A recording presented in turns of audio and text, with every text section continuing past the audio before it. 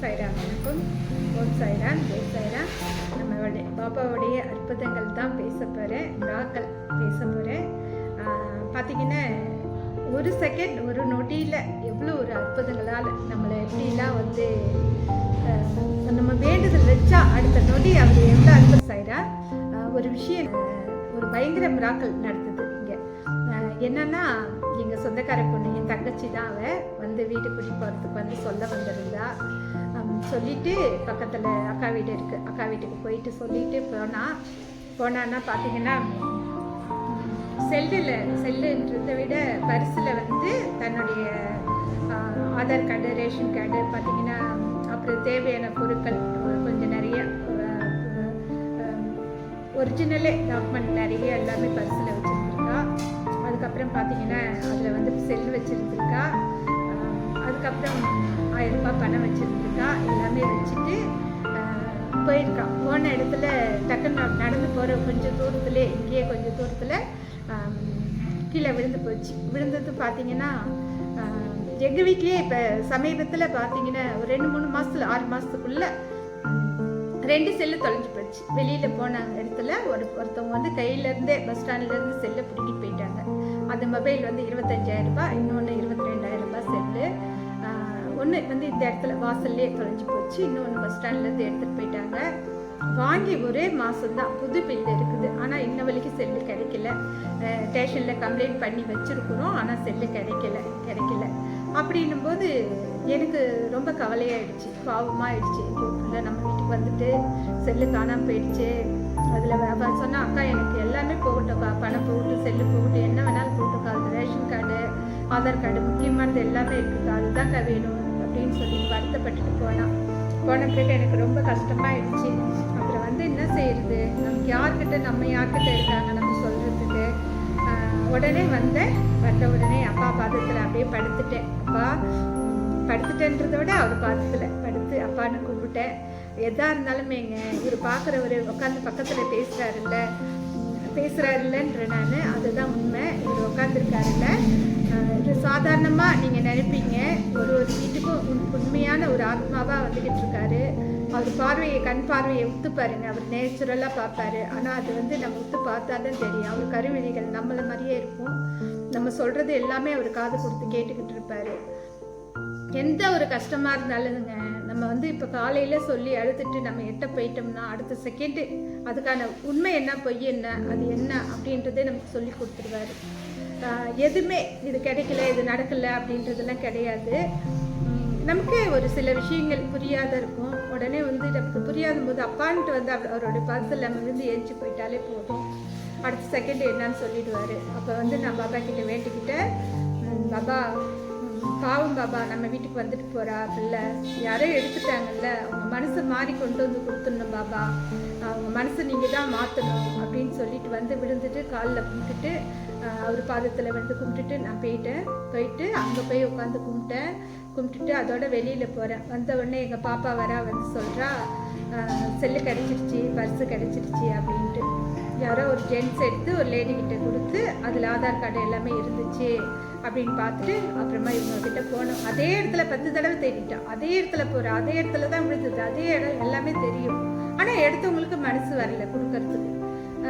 சாதாரணமாக கொடுப்பாங்களா, மொபைல் கையில் ஒருத்தவங்க கையில் கிடச்சிருச்சு, பணம் இருக்குது, எல்லாமே இருக்குன்னா கொடுக்க மாட்டாங்கல்ல. ஆனால் கொடுக்க வச்சாரு பாருங்க, ஒரு செகண்டில் மனசை மாற்றி கொண்டு வந்து அவங்கக்கிட்ட பொருளுக்காரங்கிட்ட பொருளை கொடுக்க வச்சுட்டாரு. ரொம்ப சந்தோஷமாக இருந்தது. நம்ம சொல்ல போனால் ஆத்மார்த்தமாக அப்படியே உண்மையாகவே உட்காந்துருக்காருங்க. நான் சொல்லுவேன் உண்மையாகவே, அதுதான் விஷயங்கள். ஏன்னா இவர் வந்து இல்லாமலாம் இந்த இடத்துல இல்லைங்க, அப்படியே உட்காந்துருக்காரு, நிரபாரமாக உட்காந்துருக்காரு. நம்ம என்ன கேட்குறோமே செய்கிறாரு. ஒரு அம்மாவுக்கு உடம்பு சரியில்லைங்க, ரொம்ப மனநிலை பாதிக்கப்பட்டுட்டாங்க. அந்த அம்மா வந்து கொஞ்சம் இல்லை, அந்த அம்மாவுக்கு உடனே பேசுகிறாங்க. ரொம்ப நாள் மனநிலை பாதிக்கப்பட்டவங்க மாதிரி இருக்காங்க. அவங்க பேசின உடனே நான் கண்டுபிடிச்சிட்டேன். என்னவோ பண்ணுது, எனக்கு என்னவோ சொல்லுது, என்னவோ செய்யுது, எனக்கு ஒன்றும் புரியல. உடனே வந்து பாப்பா கிட்ட உட்காந்து தியானத்தில் உட்காந்து பார்த்தா, சொல்லுங்க சாய்ராம், இதெல்லாம் பொய் சொல்கிறேன்னு நினைப்பீங்க, நான் பொய்யெல்லாம் சொல்லலைங்க, நிஜமாக சொல்கிறேன், உண்மையாக நடந்தது தான் சாய்ராம் சொல்கிறேன்.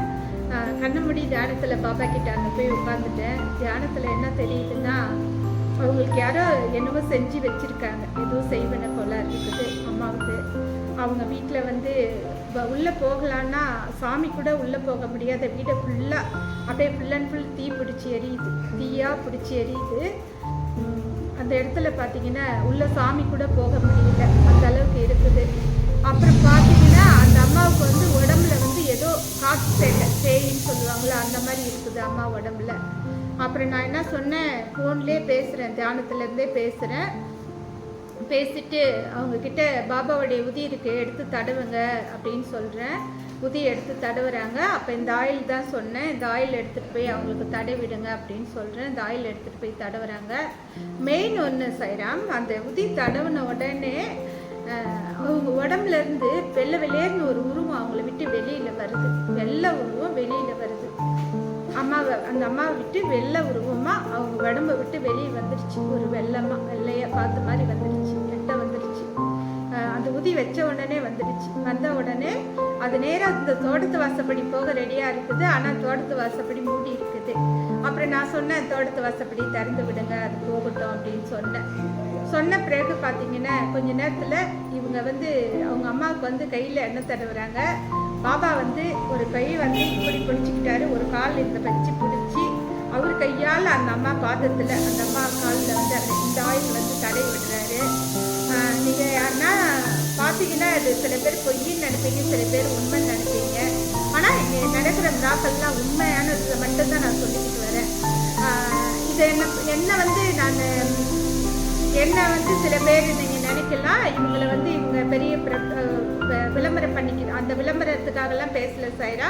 இதில் என்னோடைய விளம்பரம் எதுவுமே கிடையாது. அப்பாவோடைய புகழ் மட்டும்தான் அவங்கக்கிட்ட நான் சொல்கிறேன். எப்படின்னா ஒரு தூரத்தில் சென்னையில் நடந்தது நிறைய விஷயங்கள் இருக்குது, தியானத்தில் காமிச்சது நிறைய விஷயங்கள் இருக்குது சொல்கிறேன் சைரா. அப்போ வந்து அப்பா வந்து பாதத்தில் என்ன தடவுறாரு, மேலே தடவி விட்டுட்டு அந்த காற்று சட்டி பின்னால் வழியாக போயிடுச்சு. போன பிறகு 4 நாள் கழித்து வேறு ஒரு அம்மா கிட்ட பேய் ஓட்டுற இடத்துல கொண்டு போகிறாங்க. அந்த அம்மாவை கூப்பிட்டு போன உடனே இங்கே நான் என்ன சொன்னேனோ அத்தனையும் சொல்லிட்டாங்க. அந்த அம்மாவை உட்கார வச்சு தலையெல்லாம் பிடிச்சி இந்த பேய் துரத்துறாங்க. அது என்ன சொல்லுதான், 4 நாளைக்கு முன்னே நான் எட்ட போயிட்டேன். அது போனாலும் வாசலில் நிற்கும், நம்ம வாசலில் நிற்கும்.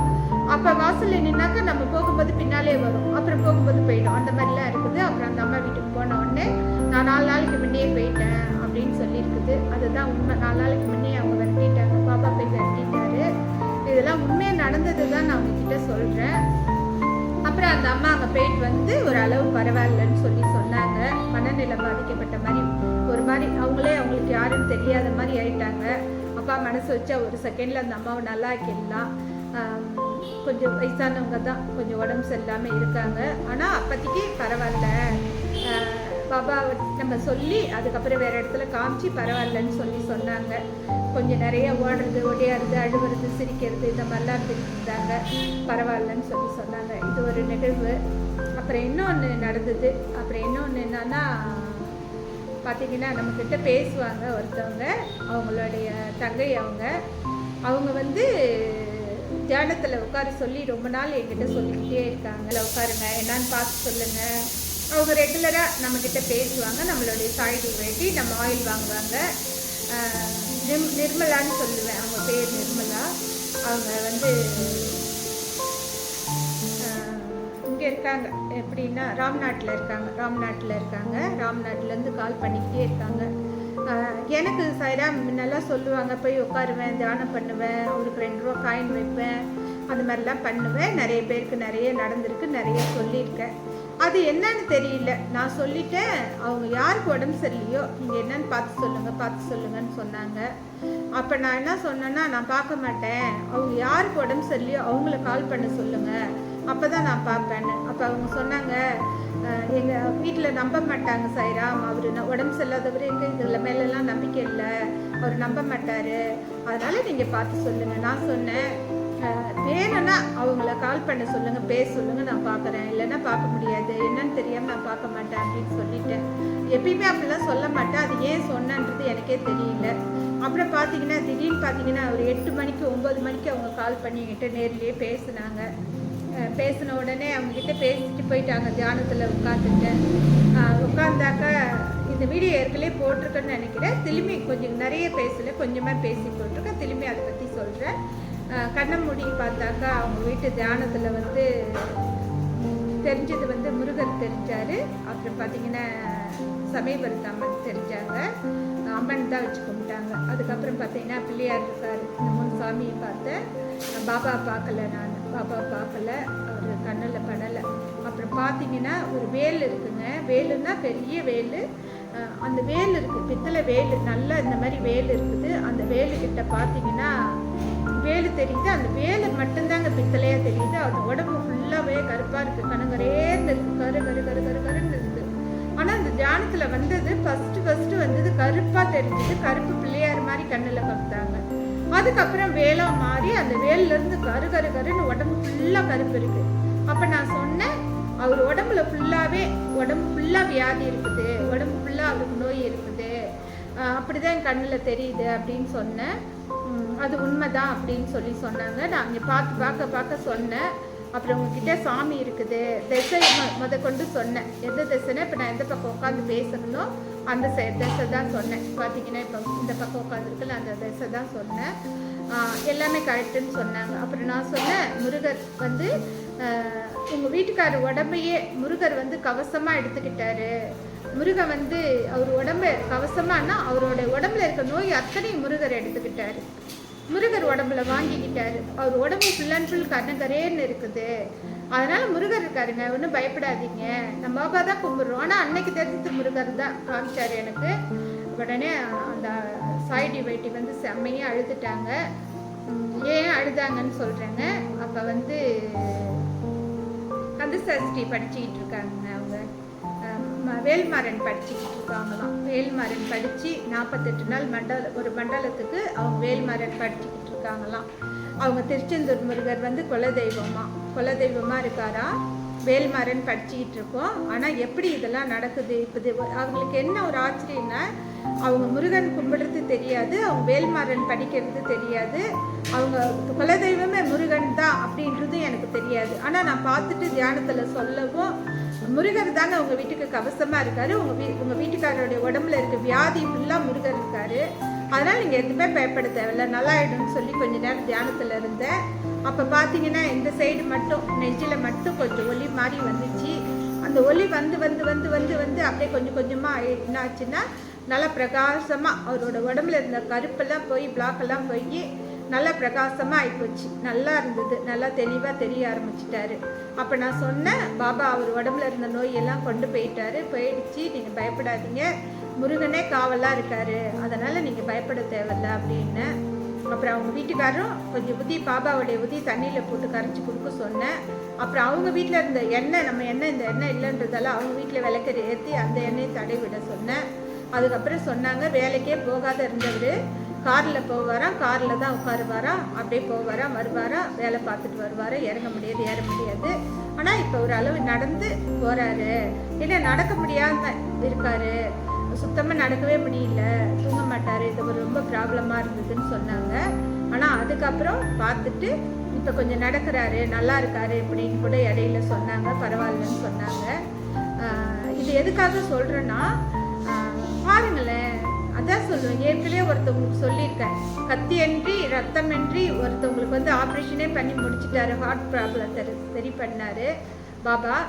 அது மாதிரி ஏகப்பட்ட மிராக்கள் செஞ்சுக்கிட்டு வர்றார் சாய்ராம் பாபா. நம்ம எந்த நோய் இருக்குது, எனக்கெல்லாம் எது இருந்தாலும் நான் பயப்பட மாட்டேங்க, அப்பா நீங்கள் தான் பார்த்துக்கணும், நீங்கள் தான் அப்படின்னு நான் சரண்டர் ஆகிடுவேன். எடுத்த உடனே எல்லாத்துக்கும் பயப்படவே மாட்டேன், அப்பா நீங்கள் இருக்கும்போது எனக்கு என்ன, அப்படி தான் நான் சொல்லுவேன். சைராம், நீங்களும் பாபாவை வேண்டுங்க, அப்படி எதுனாலுமே பயப்படாதீங்க. அவருடைய விளக்கு ஏற்றி அந்த எண்ணெய் எடுத்து உங்கள் உடம்புல தடவிக்கிங்க, அந்த உதியை எடுத்து அவர் உடம்பு ஃபுல்லாக கொட்டுங்க, அதில் எடுத்து தண்ணியில் கலந்து கொஞ்சம் குடிங்க.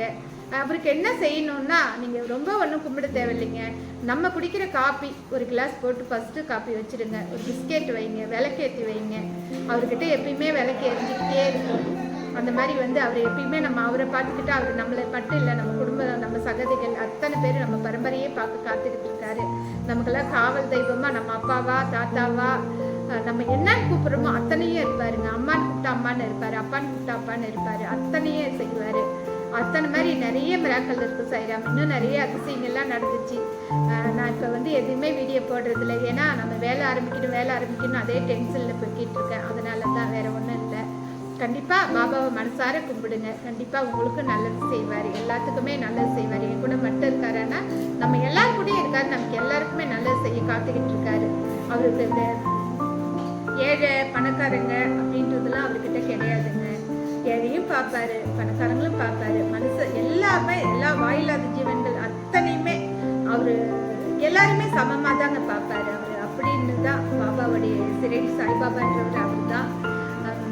கண்டிப்பாக வந்து ஒரு வீடுமே நம்ம அப்பாவை கும்பிடுவோம். அவருடைய அன்பு நம்ம எல்லாருக்கும் கிடைக்கணும்னு சொல்லி வேண்டிக்கிட்டு பாபா கிட்ட கேட்டுக்கிட்டு, நீங்கள் எல்லாருமே ஆரோக்கியமாக இருக்கணும், அவங்க ஃபேமிலி அத்தனையும் நல்லா இருக்கணும், நீங்கள் எல்லாமே நோய் நொடி இல்லாமல் இருக்கணும், சீரும் சிறப்பமாக இருக்கணும். பாபா உங்களுக்கு எல்லா ஆசீர்வாதமும் உங்களுக்கு எல்லா ஃபேமிலிக்கும் எல்லாம் கொடுக்கணும். ஃபஸ்ட்டு நோய் இல்லாத வாழ்க்கை எல்லாருக்கும் கொடுக்கணும். வறுமை போகணும், பசி போகணும், பட்டி போகணும். அது இல்லாமல் வந்து நம்ம எத்தனை அவமானங்களில், கஷ்டங்களில், கண்ணீரில், இந்த செகண்டில் நீங்கள் என்ன கஷ்டத்தில் இருக்கீங்கன்னு தெரியல, அத்தனை கஷ்டமும் அவர் உங்களுக்கு எல்லாமே நன்மைகள் செய்யணும்னு சொல்லிட்டு நான் இந்த வீடியோ முடிச்சுக்கிறேன். அப்பா உண்மையாக உள்ளன்போடு கும்பிடுங்க. சைடி வெட்டி யார் பார்த்தாலும் சரிதான், யாராக இருந்தாலும் சரிதான். ஒரு பயங்கரமான சக்தி, பயங்கர சக்தி. அப்படி ஒரு நேரடி பார்வையை பார்த்துக்கிட்டு இருக்காரு பாபா. இது வந்து இன்னைக்கு தான் நினைக்கலாம், விளம்பரத்துக்காக பேசுகிறாங்க, பொய்க்கு பேசுகிறாங்க. இந்த ஒரு துளி கூட நான் சொன்னது பொய் இல்லைன்னு சொன்னதை வந்து ஒரு சாய் சச்சரத்தில் பாபா சொல்லியிருக்காரு சாய்ரா. அது மாதிரி கண்டிப்பாக இதில் நான் பேசுனது ஒரு துளி கூட பொய் சொல்லலை, உண்மையை மட்டுமே சொல்லியிருக்கேன்னு சொல்லிட்டு இந்த வீடியோ முடிச்சுக்கிறேன். லைக் பண்ணுங்கள், ஷேர் பண்ணுங்கள், சப்ஸ்கிரைப் பண்ணுங்கள். இது சீரடி சாய்பாபா மிராக்கல். இதை பாருங்கள், பாபா உள்ள அன்போட கும்பிடுங்கன்னு கேட்டு முடிச்சுக்கிறேன். நன்றி, வணக்கம். ஓம் சாய்ராம், ஜெய் சாய்ராம். நம்ம இதை ஆஃப் பண்ணி ஆன் பண்ணுறேன்.